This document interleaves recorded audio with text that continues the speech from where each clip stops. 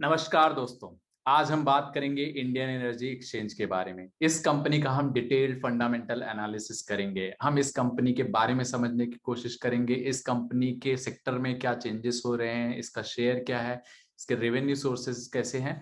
और ये सब के बाद दोस्तों हम एंड में देखेंगे कि इसमें इंटरेस्टिंग डेवलपमेंट क्या हो रहा है अभी, और फिर हम देखेंगे इसकी फाइनेंशियल कंडीशन कैसी है दोस्तों, और क्या हमें इसे बाय करना चाहिए या नहीं। तो चलिए इस कंपनी का डिटेल फंडामेंटल एनालिसिस शुरू करते हैं दोस्तों। तो इस कंपनी के बारे में अगर मैं बता दूं तो दोस्तों ये इंडिया की सबसे पहली और सबसे बड़ी एनर्जी एक्सचेंज है, जिसके तहत अगर आप देखेंगे तो ऑटोमेटिक ट्रेडिंग प्लेटफॉर्म मिलता है एनर्जी एक्सचेंज के लिए, जिसपे ट्रेड किया जा सकता है और उसकी फिजिकल डिलीवरी ली जा सकती है इलेक्ट्रिसिटी की रिन्यूएबल एनर्जी सर्टिफिकेट और एनर्जी सेविंग सर्टिफिकेट की। ये renewable energy certificate and energy saving certificates क्या है दोस्तों, मैं आपको आगे बताऊंगा। तो यहाँ जैसा आप समझ पा रहे हैं कि ये एक एक्सचेंज है जहां पे एनर्जी ट्रेड हो रही है और उसकी फिजिकल डिलीवरी भी ली जा रही है। जैसा कि आप जानते हैं दोस्तों, एनएससी बीएससी हम के ऊपर इक्विटी ट्रेड होता है, वैसे ही ये प्लेटफॉर्म है जिसपे अगर आप देख पा रहे हैं तो एनर्जी ट्रेड हो रहा है। बस डिफरेंस ये है कि यहाँ पे फिजिकल डिलीवरी एक्चुअली हो रही है, वहां पे सेटलमेंट्स होते हैं। इसके अलावा अगर आप जैसा जानते हैं एमसीएक्स कमोडिटी ट्रेडिंग का प्लेटफॉर्म है, वैसे सिमिलर आप इसे समझ लीजिए। बस इसका रेगुलेशन बॉडी अलग है। एनर्जी जो इंडिया में ट्रेड होती है या कोई भी तरह की एनर्जी का ट्रांसफर, उसकी जो रेगुलेटरी बॉडी है वो डिफरेंट है, वो सेबी नहीं है।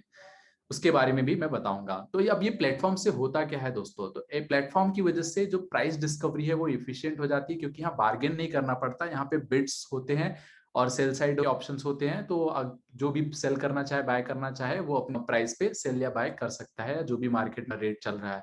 इससे क्या होता है दोस्तों कि जो एक्सेसिबिलिटी है वो बढ़ती है और ट्रांसपेरेंसी बढ़ती है, क्योंकि ये सारा डेटा पब्लिकली अवेलेबल हो जाता है, तो ट्रांसपेरेंट हो जाता है सिस्टम। और ये एक अच्छा प्लेटफॉर्म प्रोवाइड करते हैं जिसपे काफी तेजी से और इफिशिएंटली ट्रेड किया जा सकता है और उसके बाद उसकी फिजिकल डिलीवरी भी ली जा सकती है। तो जो रिस्क है उसके पीछे का दोस्तों, वो प्लेटफॉर्म की होती है, वो एक्सचेंज की हो जाती है।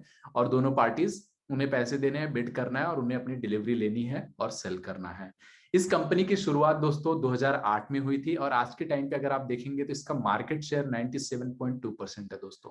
इनके कॉम्पिटिटर्स हैं, आप पीएक्सआईएल एक कॉम्पिटिटर है, पर यहाँ आप देख पा रहे हैं जैसे कि इनका मार्केट शेयर इतना डोमिनेंट है, ये ऑलमोस्ट मोनोपोली है दोस्तों।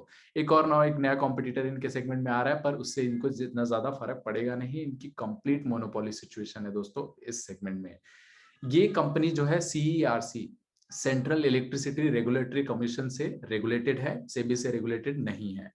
और इसके बारे में मैं थोड़ा, एक इंटरेस्टिंग पॉइंट है जो आपको आगे बताऊंगा।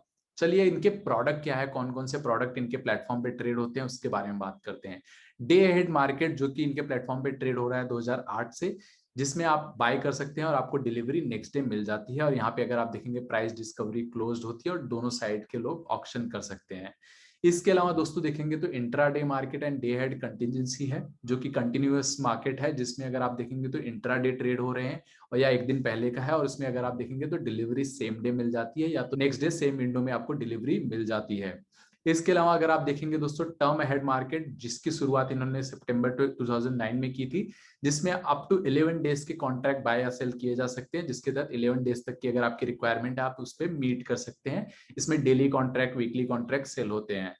इसके अलावा दोस्तों यहाँ पे रिन्यूएबल एनर्जी सर्टिफिकेट भी ट्रेड हो रहा है 2011 से। अब रिन्यूएबल एनर्जी सर्टिफिकेट क्या होता है दोस्तों, कि जब भी कोई कंपनी इलेक्ट्रिसिटी जनरेट कर रही है 1 megawatt hour renewable energy sources से, मे बी ये सोलार हो सकता है या नॉन सोलार हो सकता है, और renewable energy non fossil fuel से अगर आपकी इलेक्ट्रिसिटी जनरेट हो रही है, तो आपको एक सर्टिफिकेट मिलता है जिसमें जिसका वैल्यू अगर आप देखेंगे 1 मेगावाट आवर अगर आप देखेंगे इलेक्ट्रिसिटी है, तो आपका 1 REC सर्टिफिकेट होता है।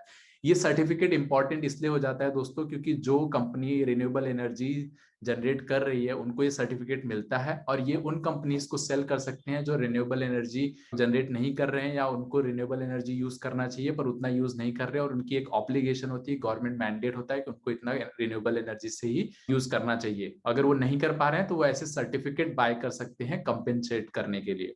सिमिलर अप्रोच है दोस्तों एनर्जी सेविंग सर्टिफिकेट का, जिसमें जो हैवी इंडस्ट्री होती है, जहां पे इलेक्ट्रिसिटी का कंजम्पशन बहुत हाई होता है और वो इलेक्ट्रिसिटी सेव नहीं कर पाते, तो जो कंपनी सेव कर रही है उनको सर्टिफिकेट मिलता है, वो दूसरी कंपनीज को सेल करती है।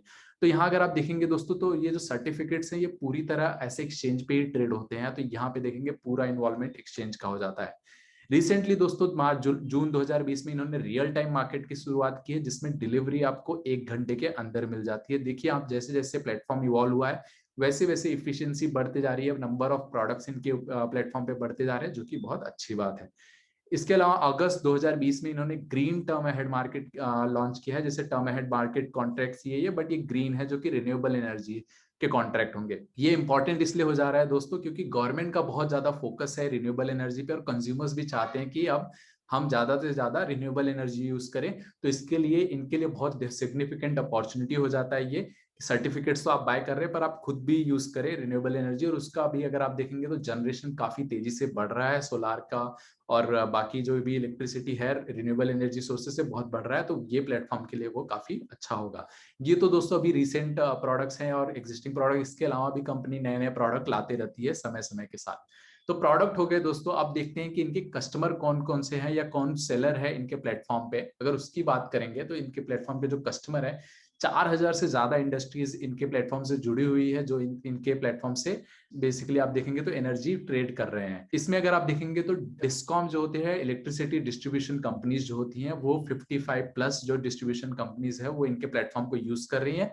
इसका मतलब ये नहीं है दोस्तों कि वो पूरा का पूरा इलेक्ट्रिसिटी इनके प्लेटफॉर्म से बाय कर रही हैं। आज आज के टाइम पे आप जैसा देख पा रहे हैं शॉर्ट टर्म नीड्स जो है वो इसके प्लेटफॉर्म के थ्रू ट्रेड होते हैं, वरना अभी भी सबसे ज्यादा जो वो इनकी इलेक्ट्रिसिटी बाइंग होती है वो पावर परचेसिंग एग्रीमेंट, जो कि लॉन्ग टर्म एग्रीमेंट होता है, वो पावर जनरेशन कंपनीज के साथ बनाते हैं।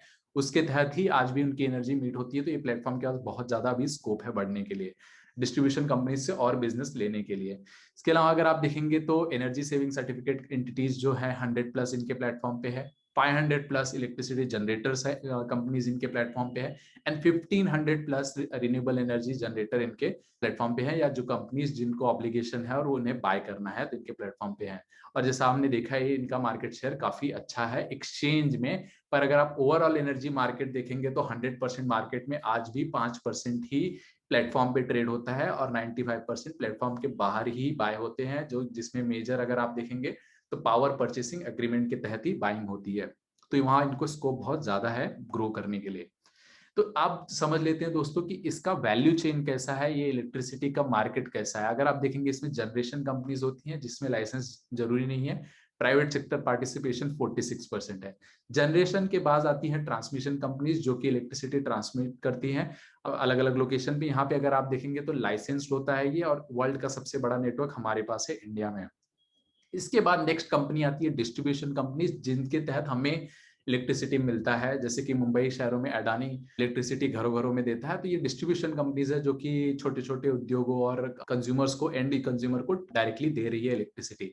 ये भी लाइसेंस्ड होता है और इनकी फाइनेंशियल कंडीशन बहुत बुरी है, और उसकी वजह ये है कि इनका अपफ्रंट कॉस्ट बहुत हाई होता है। ये एग्रीमेंट में जाते हैं जनरेशन कंपनीज के साथ, और ये एग्रीमेंट वो ब्रेक नहीं कर सकते, उन्हें उन्हीं से बाय करना पड़ता है, और ये बहुत उनको भारी पड़ जाता है क्योंकि इनको ये इफिशिएंट प्राइस नहीं मिलती जो इनको मिलेगी अगर ये प्लेटफॉर्म के तहत आते हैं, तो प्लेटफॉर्म पे से ट्रेड करते हैं। और ये एग्रीमेंट लीगल डॉक्यूमेंट होता है जिससे ब्रेक किया नहीं जा सकता। तो यहाँ पे बहुत बड़ा बैरियर था, जो कि रिसेंटली गवर्नमेंट ने थोड़ा उसमें अमेंड करने की कोशिश कर रही है, जिससे एक्सचेंज पे ज्यादा ट्रेड हो और इनका जो फाइनेंशियल कंडीशन हो इम्प्रूव हो, ये बहुत सारे वेंडर से एनर्जी बाय कर सके। आज के टाइम पे इन्हें एग्रीमेंट के तहत एक ही जनरेटर कंपनी से ज्यादा पूरी तरह इनको पूरा इलेक्ट्रिसिटी बाय करना पड़ता है एक बार एग्रीमेंट कर लिया तो। एंड में आते हैं दोस्तों एंड कंज्यूमर, हम जैसे लोग। तो ये हो गया इसका वैल्यू चेन। इसमें अगर आप देखेंगे दोस्तों पीक डिमांड जो है इंडिया की FY17 से FY20 तक अगर आप देखेंगे 5.3% का हमें ग्रोथ देखने मिला है। 157 गीगावाट से 183 तक के पीक पे ये डिमांड गई थी।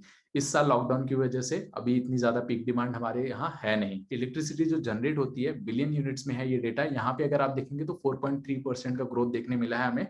ये साल अभी तक कंप्लीट नहीं हुआ इसलिए आपको नंबर्स कम दिख रहे हैं। पर यहाँ पे अगर आप देखेंगे तो 13% जो रेवेन्यू शेयर है टोटल जनरेशन में, इलेक्ट्रिसिटी जनरेशन में, वो रिन्यूएबल सोर्सेज का है, और ये नंबर ग्रो कर रहा है। और अगर आप देखेंगे तो रिन्यूएबल एनर्जी का जो जनरेशन है वो 20.4% से ग्रो कर रहा है, जो कि बहुत अच्छी बात है। तो ओवरऑल अगर आप देखेंगे जनरेशन इलेक्ट्रिसिटी का ग्रो इतना नहीं कर रहा, 4.3% है, पर रिन्यूएबल एनर्जी का ग्रोथ काफी ज्यादा है। ये इंपॉर्टेंट इसलिए हो जाता है दोस्तों क्योंकि रिन्यूएबल एनर्जी बहुत सारे छोटे छोटे प्लेयर भी जनरेट करते हैं, सोलार वगैरह, और ये डिसेंट्रलाइज्ड है थोड़ा, और इसलिए ये एक्सचेंज पे ज्यादा ट्रेड होता है और इससे एक्सचेंज को ज्यादा फायदा होता है। तो यहाँ पे अगर रिन्यूएबल का मार्केट बढ़ता है तो वहां पे एक्सचेंज को बहुत ज्यादा फायदा होगा, आईएक्स को बहुत ज्यादा फायदा होगा। इसके अलावा अगर आप देखेंगे तो जो हमारी कैपेसिटी है, इंस्टॉल्ड कैपेसिटी गीगावाट में, उसमें अगर आप देखेंगे तो 6.1% की ग्रोथ आई है, जिससे हम अपनी पूरी डिमांड मीट कर पा रहे हैं और हमारी डेफिसिट भी कम हुआ है, जैसा आप न्यूज में देख पा रहे होंगे।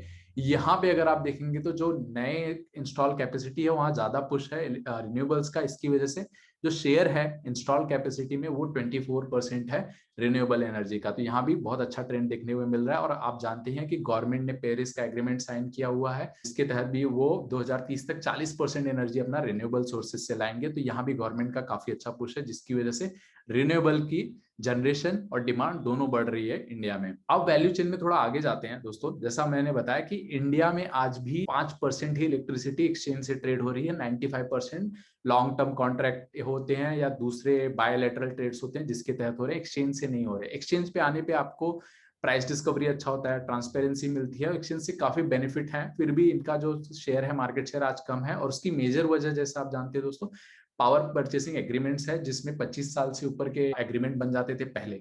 तो फिर वो एक्सचेंज पे नहीं ट्रेड हो रहे हैं। जैसे जैसे शॉर्ट टर्म मार्केट बढ़ेगा वैसे वैसे एक्सचेंज पे ज्यादा ट्रेड होगा। तो यहाँ पे देखेंगे एक डेवलप नेशन में मार्केट शेयर जो है प्लेटफॉर्म का या एक्सचेंजेस का, वो काफी हाई है। इंडिया में अभी काफी स्कोप है, यहाँ भी अगर आप देखेंगे इस कंपनी के पास काफी अच्छा स्कोप है ग्रो करने का, मार्केट शेयर और लेने का।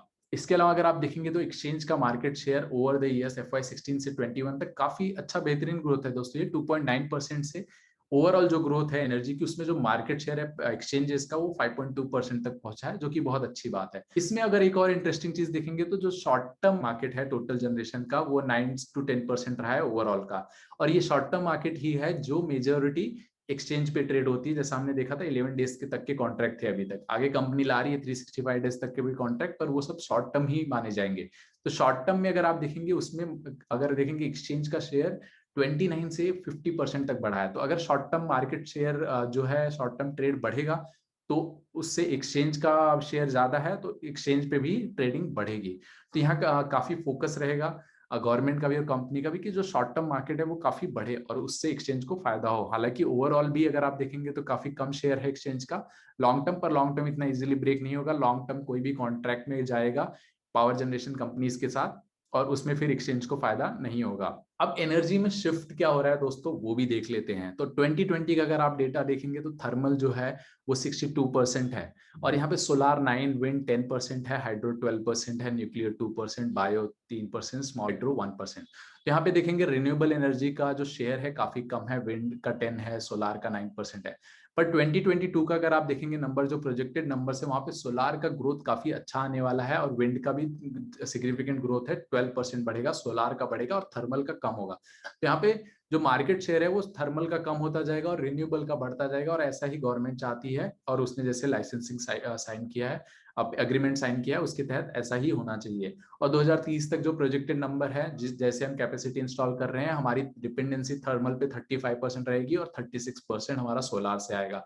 बाकी हमारा हाइड्रो और विंड से आने वाला है दोस्तों। तो ये रिन्यूएबल एनर्जी का जो पुश है ये बहुत इंटरेस्टिंग है, क्योंकि ज्यादा से ज्यादा जितना हमारी कंट्री में रिन्यूएबल एनर्जी पे डिपेंडेंसी बढ़ेगी, ये डिसेंट्रलाइज होगा। एक जगह पूरा प्लांट सेटअप तो होता नहीं इनका, इनके कंट्री में हर पार्ट्स में प्लांट सेटअप होंगे, और जितना डिसेंट्रलाइज होगा उतना ज्यादा इनका फिर प्लेटफॉर्म के तहत ट्रेड होगा और प्लेटफॉर्म को फायदा होगा, एक्सचेंजेस को फायदा होगा। क्योंकि अगर आज भी देखेंगे इनका, तो ज्यादा से ज्यादा जो इनका बिजनेस है रिन्यूएबल से ही आ रहा, और रिन्यूएबल का शेयर बढ़ रहा तो प्लेटफॉर्म को भी फायदा होगा। तो ये जो एनर्जी शिफ्ट का ट्रेंड है दोस्तों, ये इस कंपनी के लिए काफी फायदेमंद है। अब इस कंपनी के आगे की ग्रोथ लेवर्स क्या हो सकते हैं? जैसे हमने देखा कि ये जो इंडस्ट्री है इसका ओवरऑल ग्रोथ इतना हाई नहीं है, सिंगल डिजिट ग्रोथ है, पर रिन्यूएबल का ग्रोथ अच्छा था। तो ये कंपनी, इसका हमने देखा था मार्केट शेयर अभी बहुत कम है, 5% ही है ओवरऑल एनर्जी मार्केट का।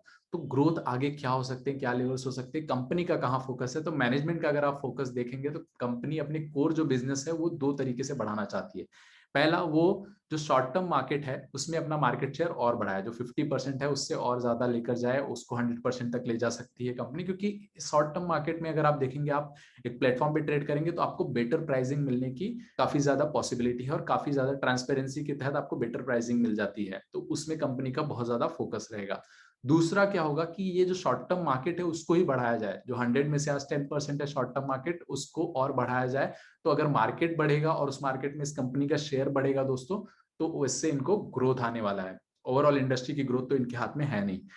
अब ये ग्रोथ और कैसे करेंगे, ये अपने इनके पिलर्स क्या है, अपने प्लेटफॉर्म पे एक्टिविटी बढ़ाने के लिए क्या करेंगे कि जो डिस्ट्रीब्यूशन कंपनीज है और सारे डिस्ट्रीब्यूशन कंपनीज वो अपने प्लेटफॉर्म पे लाए, और जो एग्जिस्टिंग डिस्ट्रीब्यूशन कंपनीज है उनसे मार्केट शेयर और बढ़ाए, और उनसे अगर ये डिस्ट्रीब्यूशन कंपनी शॉर्ट टर्म में जो भी एनर्जी नीड है वो अगर प्लेटफॉर्म से लेते हैं तो इनको फायदा होगा। तो ये इसके लिए अवेयरनेस क्रिएट कर रहे हैं, रीच आउट कर रहे हैं कि आप प्लेटफॉर्म पे आइए, प्लेटफॉर्म पे ज्यादा वॉल्यूम है और आपको कोई भी शॉर्ट टर्म नीड कभी भी पूरी की जा सकती है। तो डिस्ट्रीब्यूशन कंपनीज अगर इनके प्लेटफॉर्म पे ज्यादा आते हैं और यहीं पे ज्यादा उनकी डिमांड दिखती है तो सप्लाई साइड भी इनके प्लेटफॉर्म पे ही आएंगे। तो प्लेटफॉर्म पे इनका ये रोल है। दूसरा इनका ओपन एक्सेस मैक्सिमाइजेशन है कि कोई भी कैसे भी इनके प्लेटफॉर्म पे आके ट्रेड कर सके। उसमें जो छोटे छोटे बिजनेसेस होते हैं वो भी इन पे ट्रेड करते हैं प्लेटफॉर्म पे। तो यहाँ पे अगर आप देख रहे हैं कस्टमर बढ़ाने पे इनका ज्यादा फोकस है। थर्ड क्या है इनका कि ये और नए नए प्रोडक्ट लॉन्च करे और डिफरेंट वैरायटीज ऑफर करे जिससे ये जो कस्टमर है इनको फायदा हो। और इसके अलावा ये कंपनी और नए नए सेगमेंट्स में भी एंटर करे, और मैं एक नए इंटरेस्टिंग सेगमेंट में एंटर कर चुके हैं उसके बारे में मैं आपको आगे बढ़ाऊंगा बताऊंगा। तो ये हो गया दोस्तों इनका ग्रोथ लेवर। ये शॉर्ट टर्म मार्केट बढ़ाना चाहते हैं, उसमें अपना शेयर ऑब्वियसली इनका बढ़ रहा है वो भी बढ़ाना चाहते हैं, और इनके प्लेटफॉर्म पे जो कस्टमर है वो बढ़ाना चाहते हैं ये। चलिए अब दोस्तों आईजीएक्स की बात करते हैं। आईजीएक्स क्या है? इंडियन गैस एक्सचेंज है। अब ये इसकी जरूरत क्यों पड़ी अलग से, इसके बारे में भी मैं बताऊंगा। आज आईईएक्स जो इंडियन एनर्जी एक्सचेंज है उस पर इलेक्ट्रिसिटी तो ट्रेड हो रही है, गैस के बारे में भी बताएंगे। तो इसकी जो जरूरत है ये इसलिए है क्योंकि जो गवर्नमेंट ऑफ इंडिया है उसकी जो पॉलिसी है उसमें वो कह रहे हैं कि जो नेचुरल गैस है वो टोटल एनर्जी बास्केट में आज के टाइम पे 6.5% कंट्रीब्यूट करता है। गवर्नमेंट का टारगेट है कि अगले 5 सालों में वो कंट्रीब्यूशन 15% तक बढ़े। तो गवर्नमेंट चाहती है कि नेचुरल गैस से हमारी जो एनर्जी की डिमांड है वो 15% गैस से ही हो जाए। इससे क्या होगा कि इंडियन गैस का जो मार्केट है आज के टाइम पे 166 से 380 तक अगर बढ़ेगा, और यहाँ पे अगर आप देखेंगे तो ये जो ग्रोथ है वो 2.5x होने वाला है अगले, अगर आप देखेंगे तो 2030 तक। तो ये एक एस्टिमेट है जो नंबर कंपनी ने निकाले हैं। तो यहाँ पे देखेंगे तो यहाँ एनर्जी में जो गैस का शेयर है वो काफी ज्यादा बढ़ने वाला है। अब इससे क्या होगा कि ये जो ग्रोथ आने के लिए आपको एक बहुत अच्छा ट्रेडिंग प्लेटफॉर्म लगेगा जिसपे सीमलेस ट्रांजैक्शन हो सके, जैसे कि आज इलेक्ट्रिसिटी का हो रहा है, जिससे गवर्नमेंट को भी हेल्प हो ये गोल रियलाइज करने के लिए। कि जैसे ही आपके पास अगर दोस्तों प्लेटफॉर्म मिल जाएगा तो प्लेटफॉर्म से डेटा मिलेगा आपको कि आप किसकी कितनी डिमांड है, उसकी सप्लाई है या नहीं, और किसी को डिमांड किसी को सप्लाई की जरूरत है तो वो प्लेटफॉर्म पे जाके दे सकता है। तो ये सब डेटा की वजह से बहुत ज्यादा इफिशियंसी आएगी, और इससे जो ये एम्बिशियस टारगेट है वो अचीव करने में हेल्प मिलेगा।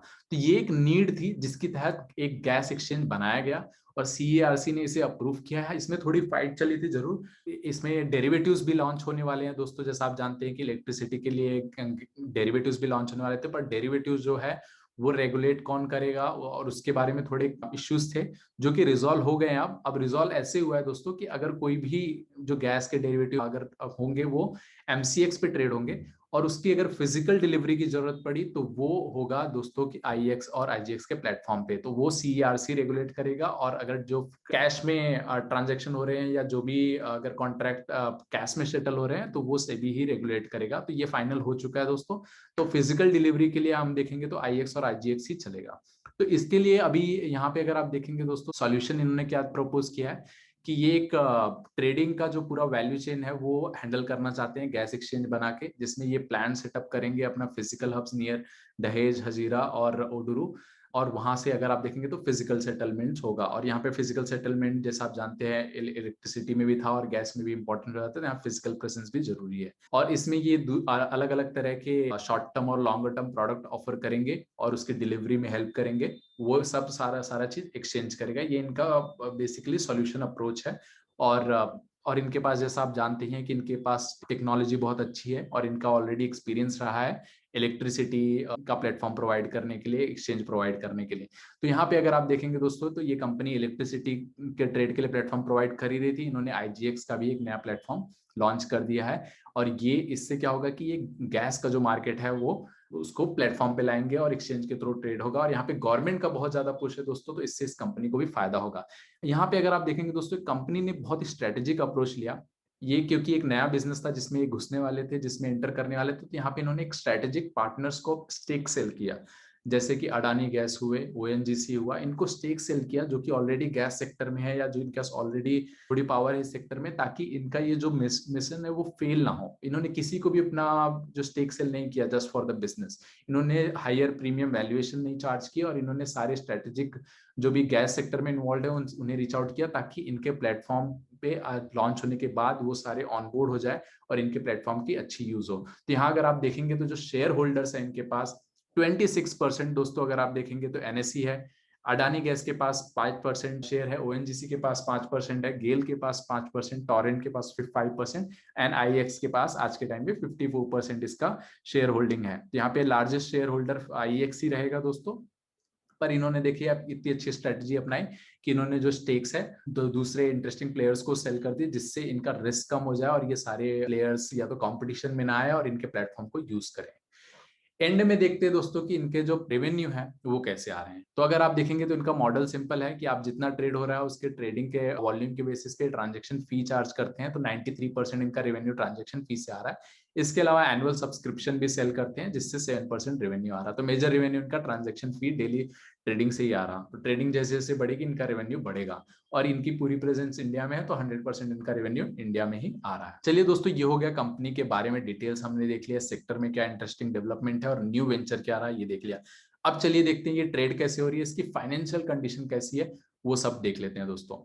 तो एक इंटरेस्टिंग पॉइंट बता दूं दोस्तों कि ये एक एक्सचेंज है, ये एक प्लेटफॉर्म है, टेक्नोलॉजी प्लेटफॉर्म है। तो इनका जो कैपेक्स होता है वो बहुत हाई होता नहीं है, इनको कैपेक्स की बहुत ज्यादा जरूरत पड़ती नहीं है। तो ये बहुत ही लो, अगर लो कैपिटल बिजनेस कह सकते हैं इसे, कि बहुत ज्यादा कैपिटल की रिक्वायरमेंट नहीं है इस बिजनेस में। ये इंपॉर्टेंट इसलिए है, क्यों है ये भी मैं आपको बताऊंगा आगे। तो चलिए, हाँ अगर आप देख पा रहे हैं दोस्तों, तो आज के टाइम पे इस कंपनी का मार्केट कैप है 10,400 करोड़ का अप्रोक्सीमेटली, और अगर सेक्टर का पी देखेंगे 36 और इस कंपनी का पी 54 है। प्राइस टू बुक अगर देखेंगे तो 26 है। तो यहाँ वैल्यूएशन बहुत हाई लग सकते हैं दोस्तों, पर यहाँ में रुकना नहीं है, आगे हम देखेंगे कि आगे क्या इंटरेस्टिंग चीजें हैं जिससे इस कंपनी को इतनी हाई वैल्यूएशन मिल रही है। तो यहाँ अगर आप देखेंगे दोस्तों, तो जब से लिस्टिंग हुई है इस कंपनी की, अगर आप देखेंगे 2017 से, और अभी तक बहुत ही बेहतरीन रिटर्न दी है इस कंपनी ने। अगर आप देखेंगे 154 से 340 तक के प्राइजेस मिल रहे हैं अभी।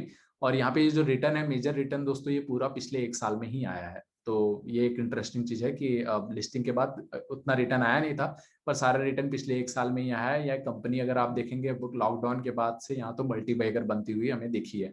तो और हमने वैल्यूएशन भी देख लिया दोस्तों। चलिए आगे देखते हैं, थोड़ी फाइनेंशियल नंबर्स मैं देखना चाहता हूँ और दिखाना चाह रहा हूँ आप लोगों को। तो यहाँ पे अगर एनुअल नंबर अगर आप देखें दोस्तों स्टैंडअलोन बेसिस पे, तो इनका जो रेवेन्यू है एनुअल नंबर्स का, तो 175 करोड़ से रेवेन्यू 2016 से 2020 में 257 करोड़। तो यहाँ पे ग्रोथ जरूर देखने मिला है दोस्तों, पर ये ग्रोथ बहुत हाई नहीं है, और इसकी वजह रही है जैसा आप जानते हैं कि इसका मार्केट का ग्रोथ ही इतना ज्यादा नहीं है। पर ये इंटरेस्टिंग पॉइंट नहीं है दोस्तों, ऐसे आप देखेंगे तो आप बोलेंगे कि कंपनी में ग्रोथ इतनी नहीं है तो हम इसमें इन्वेस्ट ही क्यों करो, इतनी हाई वैल्यूएशन क्यों है।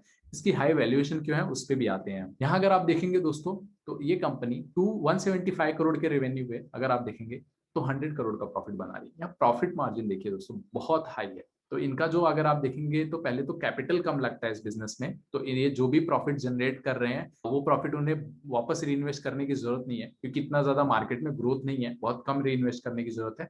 और प्रॉफिट मार्जिन दोस्तों देखिए तो इस कंपनी का बहुत हाई है, और प्रॉफिट में भी ग्रोथ अगर आप देखेंगे तो 100 से 177 करोड़, ये भी अच्छा ग्रोथ है, डिसेंट है, बहुत हाई ग्रोथ नहीं है। तो यहाँ मार्केट का ग्रोथ इतना ज्यादा नहीं है, पर इनका मार्जिन बहुत हाई है। और आप जानते हैं जैसे कि ये इनकी ऑलमोस्ट मोनोपॉली है। और इनका रिटर्न ऑन इक्विटीज देखिए दोस्तों, तो ये भी बहुत हाई है। तो यहाँ पे अगर आप देखेंगे पैसे इतने लग नहीं रहे इस बिजनेस में, और जो पैसे लगे हुए हैं उससे बहुत ज्यादा हाई रिटर्न आ रहे हैं। कुछ रेशियोज देख लेते हैं, तो अगर आप देखेंगे leverage ratio, debt to equity इनका 0 है, तो डेट है नहीं इनके पास। रिटर्न्स देखिए दोस्तों, रिटर्न ऑन नेटवर्थ या आरओसी नंबर्स अगर आप देखेंगे तो ये भी बहुत हाई है। 32 हुआ करता था, 50 to 60 के रेंज में चल रहा है। तो रिटर्न ऑन कैपिटल एम्प्लॉयड बहुत हाई है। तो यहाँ पे देखेंगे नंबर्स में दोस्तों, तो ग्रोथ हाई नहीं है, पर जो रिटर्न्स है, मार्जिन है, वो बहुत हाई है, और कैपिटल इतनी ज्यादा लगती नहीं है। तो इस बिजनेस को हम कैसे समझे, तो यहाँ पे अगर आप देख पा रहे हैं, जैसे कोई भी बिजनेस अगर इतनी हाई प्रॉफिट बना रही है, इतनी हाई मार्जिन है, तो उस कैश तो बहुत ज्यादा जनरेट कर रही है, जो कि बहुत अमेजिंग चीज है। उसमें और अमेजिंग चीज दोस्तों तब हो जाती है जब वहां पे ग्रोथ हो उस सेगमेंट में, और वो कंपनी उस कैश को और डिप्लॉय कर सके और भी ज्यादा ग्रोथ ला सके। पर ऐसा यहाँ नहीं है, यहाँ इतना ज्यादा बड़ा मार्केट नहीं है।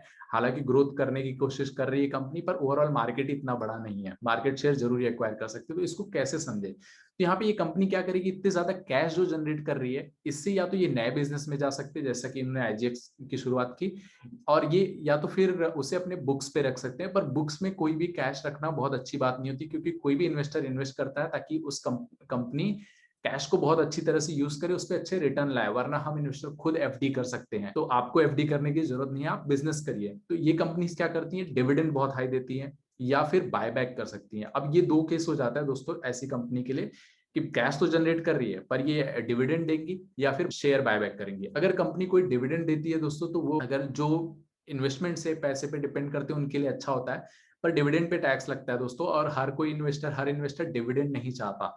तो डिविडेंड अगर आप दे रहे हैं दीजिए रेगुलरली, पर पूरा पैसा डिविडेंड में मत दीजिए। तो बहुत इंटरेस्टिंग ऑप्शन जो बच जाता है ऐसी कंपनी के लिए कि वो शेयर बायबैक कर रही है या नहीं। आप जानते होंगे कि टीसीएस शेयर बायबैक करते रहता है, आईटी कंपनीज बहुत ज्यादा शेयर बायबैक करती रहती। इस कंपनी ने भी पास में शेयर बायबैक किया है। अगर ये कंपनी शेयर बायबैक करती तो इससे अच्छा ये हो जाता है दोस्तों कि नंबर ऑफ शेयर जो मार्केट में अवेलेबल है वो कम हो जाते हैं, तो ग्रोथ उससे आती है, क्योंकि अब इन्वेस्टर ही कम हो गया है, कैपिटल कम लग रहा है दोस्तों, तो यहाँ पे रिटर्न्स बढ़ते हैं और फिर शेयर प्राइस में अच्छी ज्यादा ग्रोथ देखने मिलती है। या तो ये डिविडेंड दे सकते हैं जिससे पैसा बाहर आ जाएगा, पर डिविडेंड सबके लिए अच्छा नहीं होता। तो ये कंपनी अगर दोस्तों हम देखेंगे, अभी तक सब कुछ अच्छा है, सब अच्छे हैं, पर ग्रोथ इतने ज्यादा नहीं है इस सेक्टर में। तो बायबैक अगर ये कंपनी करती है, जो कि इन्होंने पास में किया हुआ है डिविडेंड के साथ, तो ये कंपनी इन्वेस्टमेंट के लिए बहुत अमेजिंग है। और क्योंकि हर कोई डिविडेंड नहीं चाहता, हालांकि डिविडेंड के लिए भी ये कंपनी काफी अच्छी है। शेयर होल्डिंग पैटर्न देखेंगे तो आज के टाइम पे इसका कोई फिक्स प्रमोटर नहीं है, और ये कंपनी पूरी तरह प्रोफेशनली मैनेज्ड है। एफआईआई के पास अगर देखेंगे 29% स्टेक है, डीआई के पास 36, पब्लिक के पास 33। तो ये प्रोफेशनली मैनेज कंपनी है, कोई फैमिली प्रमोटेड कंपनी नहीं है, वो भी बहुत इंटरेस्टिंग चीज है दोस्तों। अगर आप देखेंगे एफआईएस की होल्डिंग काफी हाई है और कांस्टेंट रही है, डीआई की भी होल्डिंग काफी हाई रही है। तो यहाँ नंबर्स वगैरह सब अच्छे हैं, ग्रोथ इतना ज्यादा नहीं है और मार्जिन बहुत ज्यादा है, ग्रोथ लाने की कोशिश कर रही है कंपनी। तो आप समझ सकते हैं कि आपको ये कॉल लेना है। कंपनी मुझे बहुत अमेजिंग लगती है। आप इसे, अगर ये शेयर डिविडेंड के लिए बाय करना चाहें तो भी बाय कर सकते हैं, और रिटर्न्स के लिए भी बाय करना चाहें तो दोस्तों बाय कर सकते हैं, क्योंकि इस कंपनी ने पास में बायबैक किए हैं और आगे भी बायबैक करेगी। कैश जनरेटिंग मशीन है दोस्तों ये कंपनी, जहाँ पे कैपिटल की जरूरत नहीं है और कैश जनरेट होते हुए जा रहा है, और ये इस कैश से बहुत कुछ कर सकते हैं। तो ये कंपनी दोस्तों बहुत अमेजिंग है। वैल्यूएशन जरूर आपको देखेंगे हाई है, पर फिर भी मुझे लगता है कि जिस हिसाब से कंपनी इतने कैश जनरेट कर रही है, ये वैल्यूएशन डिजर्व करती है। तो ये आपके पोर्टफोलियो में हो सकता है दोस्तों। तो आप बताइए दोस्तों कि क्या इस कंपनी को आप बाय करेंगे या नहीं, क्योंकि इसके मार्जिन अच्छे हैं, रिटर्न्स अच्छे हैं, पर ग्रोथ इस सेगमेंट में इतनी ज्यादा नहीं है। तो आप कमेंट्स में हमें बताइए। इस वीडियो के लिए इतना ही दोस्तों, धन्यवाद।